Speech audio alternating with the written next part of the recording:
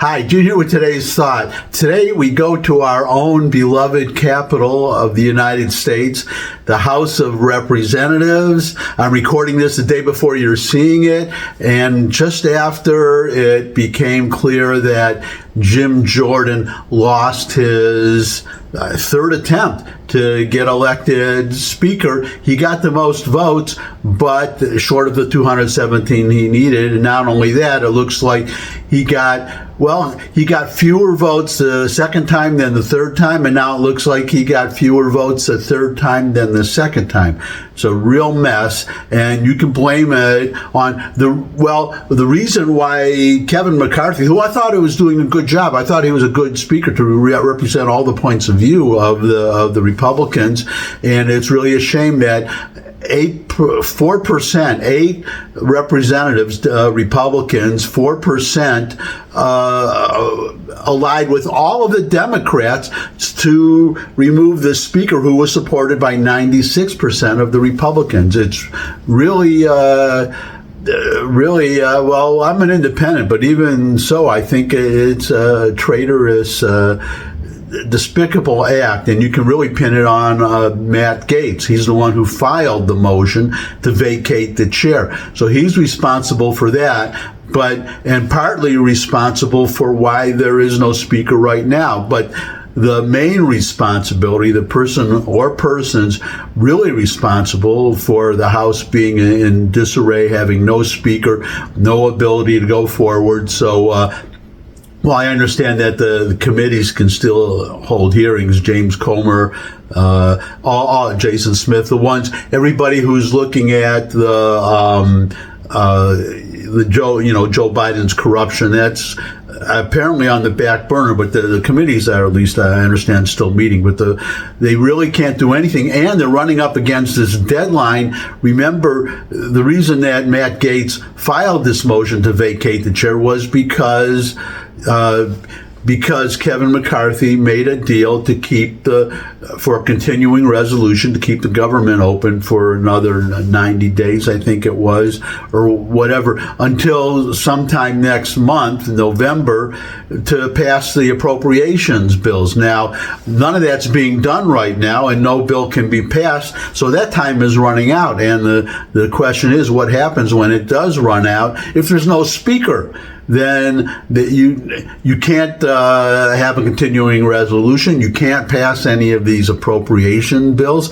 And the new speaker, what if the new speaker is elected and goes and makes another deal for continuing resolution? Is Matt Gaetz going to stand up again and make a motion to vacate the chair, and 8 Republicans vote with all the Democrats to vacate the chair again? Is that what we're looking forward to?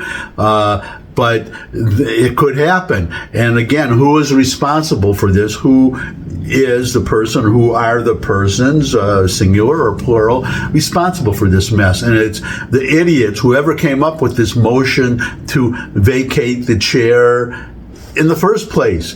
Now, it's not just a motion to vacate the chair, but only one person has to make that motion. And that was the way it's always been since this whole motion to vacate was instituted, except for when Nancy Pelosi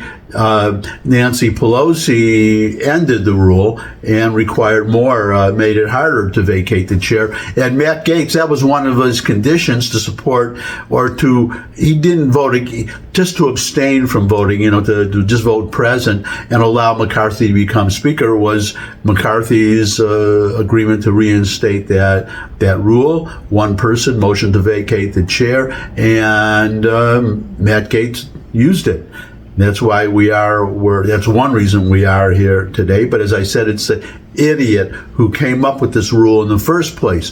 What they should have is a kind of I'm not 100% conversant with what parliaments do. There's a vote of no confidence. Now, that means that the prime minister could loses his job and they need a new prime minister. What I don't know offhand is whether that means that the prime ministership is vacant until they elect another one.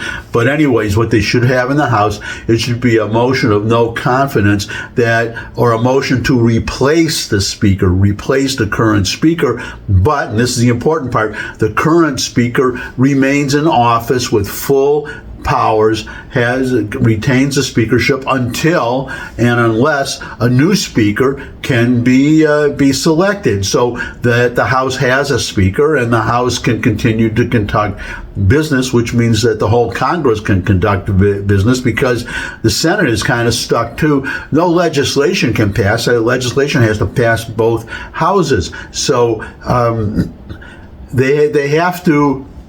The next speaker, well, in my opinion, the next speaker should remove all of those 8 traitorous Republicans from all of their committee assignments, and just not allow them to sit on any committee. That's what I would do were I to become speaker. And who knows, maybe I will be, because they can bring in somebody from outside, which is maybe what somebody suggested, that bring in Newt Gingrich or somebody from outside. That would be a suggestion that I think they should consider. But the best suggestion, in my opinion, would be vote McCarthy back in. But if my suggestion, if they didn't have this stupid rule, McCarthy would still be speaker while they try to decide on another one, and Congress could. One of the 3 branches of government that is not operating right now would be able to operate. So that's my thought for today. Thanks for stopping by. If you could subscribe, that would really be great. Share this video with anyone you think would benefit from it, but especially if you're Congress critters. And most of all, come back and see me again. We'd love to see all of you again. And until I do see all of you again, bye.